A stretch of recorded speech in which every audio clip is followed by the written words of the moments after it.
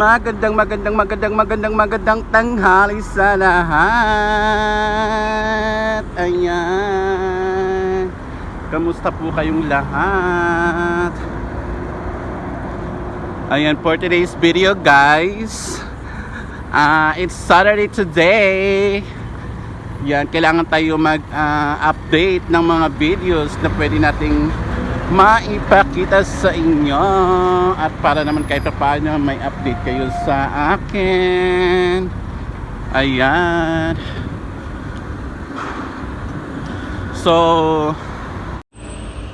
by the way guys, pupunta muna tayo sa office ng may-ari ng bahay namin, and may ibibigay lang akong payment ng gas namin and sharing ng binili naming gasol.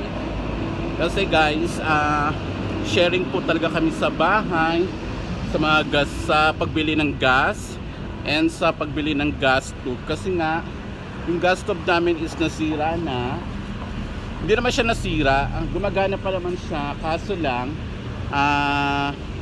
hindi na siya maayos yung pagka niya sa isang stove niya, dahil napaka itim, nangingitim na yung kaldero. Lahat ng pinagagamitan namin maitim na pag tuwing gumagamit kami ng gas stove namin. Kaya yun, napagdesisyonan kahapon ng may-ari ng bahay namin na palitan na ng bago at bumili na ng bago. So ayun, nakabili siya ng bago kahapon and sharing nga. So pupunta ako ngayon sa office nila sa taas, dito sa mismong building na to. Malapit lang sa amin guys, walking distance lang sa bahay namin, sa tinitirahan kong building. So idaan ko na lang to para wala na akong inisipin at problema sa buhay. Meron pa akong problema sa buhay guys, kaso lang gagawan ko ng paraan at sisikapin kong ma-achieve ko ang dapat ma-achieve. Yun na nga. And after nito guys, pupunta tayo sa supermarket, bibili tayo. So napapansin nyo guys, ang payat ko na, napaka-payat ko na sobra. Hindi, kasi nga na HB tayo, na high pressure tayo, na blood pressure tayo. So ayun, kailangan nating mag-diet and mag-control sa ating health. So mamaya ulit guys, nandito na ako sa mismong office ng aking madam. So ayun guys, tapos na tayo makipag-chikahan sa may-ari ng bahay, and ayun, pababa na ako ng building na to, and dadaan muna tayo ng supermarket kasi may bibilin tayo. Kasi alam niyo guys, wala kaming, I was taught na wala kaming gasol, but definitely they have, according to our the owner of the house. So ayun, hindi ko alam, but ano yun muna natin, i-update muna natin yung mga tao sa bahay, na kasi sila naman ang unang dumarating, so sila yung unang magbubukas ng stove. So anyway guys, September na ngayon, pero alam niyo bang wala pang hindi pa namin nararamdaman ang lamig ng panahon dito sa Dubai, UAE. So ayan, going to supermarket tayo ngayon, and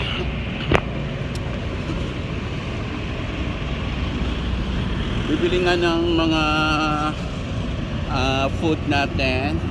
Bili tayo ng food kasi that food kung ano yung pwedeng mabili. Saging, gusto ko ng saging kasi yun na nga, hindi na tayo masyadong nag-breakfast, and matagal na rin ako hindi nakakape, siguro 1 month na hindi na ako nagkakape. And ayun, ano ko talaga yan, tawag niyan, i-achieve ko talaga na hindi na magkape, kasi nga para din naman sa aking health ang pag-iwas sa kape. So meron tayong 12 dirham dito, which is 12 pesos, parang ganon. Kung aanin ko lang sa parang peso money, meron akong 12 pesos dito na makakabili tayo ng saging or whatever na pwede nating mabili na kung may tagmamiso, bili tayo. Tingnan natin kung saan aabot ang ating 12 dirham, kung ano yung mabibili nating makakain natin sa 12 dirham na to. So yan guys, nandito tayo sa labas ng supermarket and papasok na tayo. So yun guys, kape-kape oh. Tingnan natin yung mga tagmamiso dito. Ano to? Balcony at the start in a portion photos, you stay like Tingnan natin ito.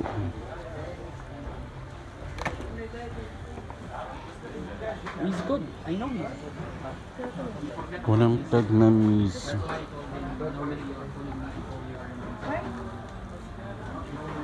Bawal pala, hiblat tayo. Bawal ang chocolate sa atin, high blood tayo. Eh, mamimili tayo ng pwede nating mazikmura, pwede nating mabili, pwede nating makain. Dito tayo sa mga mumurahin.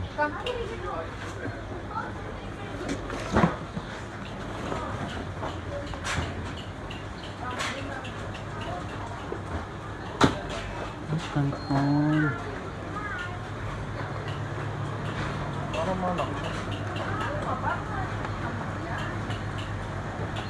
Masarap kaya to.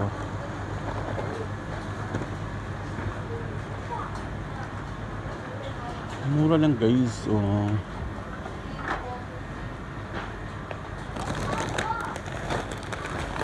Try natin to. 2 dirham lang naman siya. Yan, 2 dirham lang to guys. Parang kumbaga kung peperahin natin sa peso, 2 peso lang siya. Kasi 195 siya. So ayun. Hello guys, gusto kong bumili ng ng ganito. Kasi wala na ako. But mamaya na lang siguro pagbalik natin ito. Ito kasi ginagamit kong conditioner guys. Ayan. Conditioner para sa aking hair.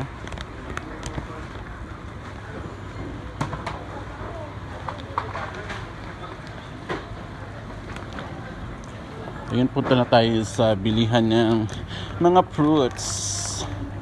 Sa mga fruits tayo guys, kasi medyo matagal-tagal na tayong hindi nakakain ng fruits. And tingnan natin yung saging, kung magaganda ba ang saging.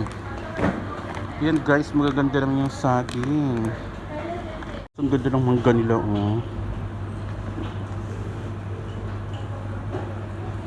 Mamaya sigurong gabi bibili ako.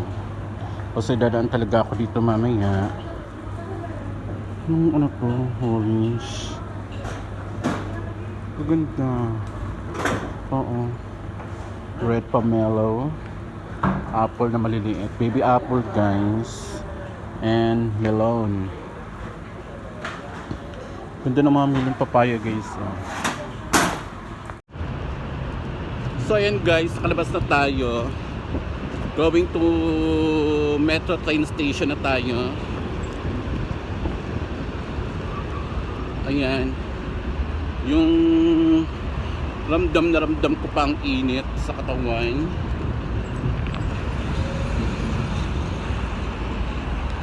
Ramdam na ramdam pa ang init. Ang init pa.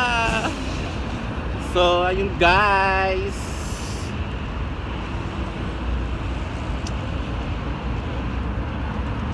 Ay, sana may himala na mangyari ngayon. Nag-message sa akin yung kaibigan ko slash kaibigan na i-update na daw ako mamaya sa niloloan kong pera.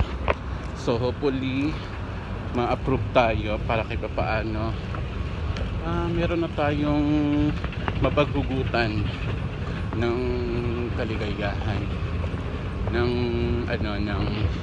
kaligayahan ng makabili ng gusto. Ayan. Nandito na tayo sa hallway ng metro train. Ayan. Ay, kailangan natin patayin to kasi ayan, nandito na tayo sa hallway ng metro train station.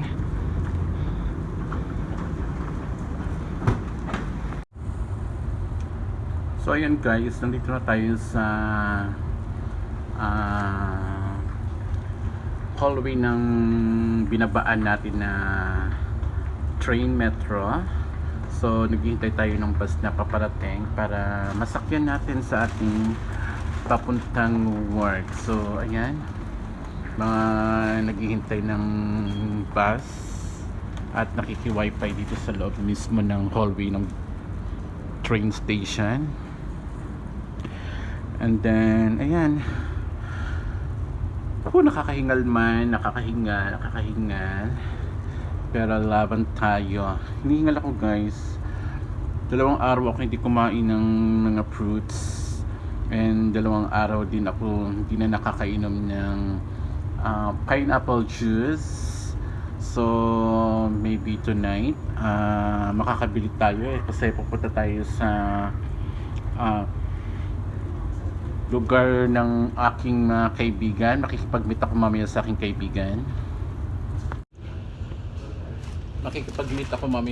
kaibigan. Doon sa lagi kong pinupuntahang lugar. Meron lang akong ibibigay na something na napag-usapan namin. Dahil magbe-birthday na siya next week yata. Birthday niya next week. So ayun, magbi-meet kami mamaya. Dapat kagabi, kaso lang late na siyang uuwi ng bahay niya galing work, and hindi na rin ako masyadong nagpupuyat. Although nagpupuyat ako, pero at least nasa bahay lang ako. Kumbaga ang pinaka ngayon guys, pinakapuyat ko ngayon na natutulog ako or matutulog ako mga 2 AM. Yun na yung pinakamatagal ko ngayon. So I'm so happy na na-achieve ko na yung ganung bagay-bagay na hindi na nagpupuyat ng matagal kasi ang sakit sa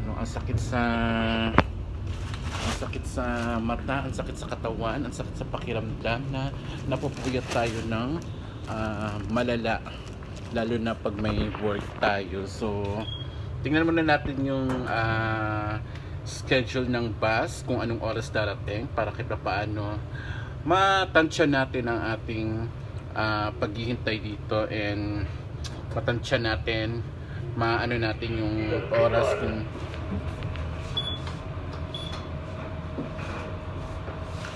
anong oras tayo makakarating sa salon. So ayan, nag-elevator na tayo para ma-check natin ang ating timing sa ating bus. So mamaya ulit guys. So ayan guys, nakasakit tayo ng bus na going sa likod ng aming salon. So I'm so happy dahil hindi tayo masyadong maglalakad ng pawisan. And ayun, naka-timing ng bus. So ayan, naglalakad na tayo, and nandito lang din naman tayo sa likod ng aming salon kung saan ako nagtatrabaho. And may mga kasabayan ako guys na nagtatrabaho dito sa supermarket na pinupuntahan ko. Kung mapapansin nga, at ipapakita ko sa inyo ang supermarket guys, kung gaano kalaki. So ayun, di ko na napakita sa inyo ang mismong mall na supermarket, which is ito naman, at ito yung nila, underground na parking nila. Kasi nga meron tayong nakasabay na Pilipina na nakipagtsikahan din sa atin. Nagtatanong siya actually kung saan ako nagtatrabaho or kung saan ako nakatira. Dahil siya ang layo-layo ng tinitirhan niya, ang layo-layo ng tawag niya ng destination niya. So nagtatanong siya kung saan daw ako nakatira, kung malapit lang ba daw, and then kung magkano yung upa ko sa bahay ko. Kasi nagpaplano siyang lumipat dahil ang layo-layo ng tinitirhan niya. Although talagang malayo, kaso lang kaya sabi ko sa kanya, kailangan niyang lumipat ng malapit-lapit kasi sa pamasahe pa lang lugi na siya.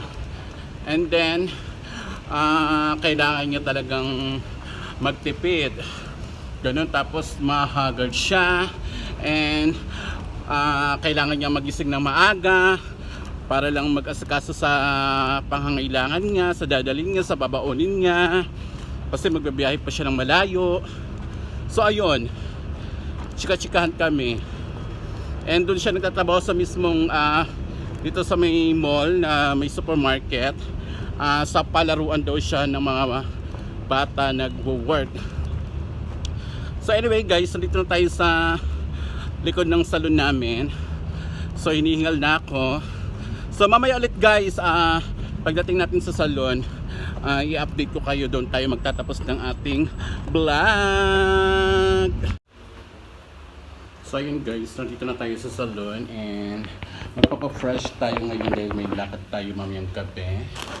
May pupuntaan tayo mga friends. Friends talaga ha, friend.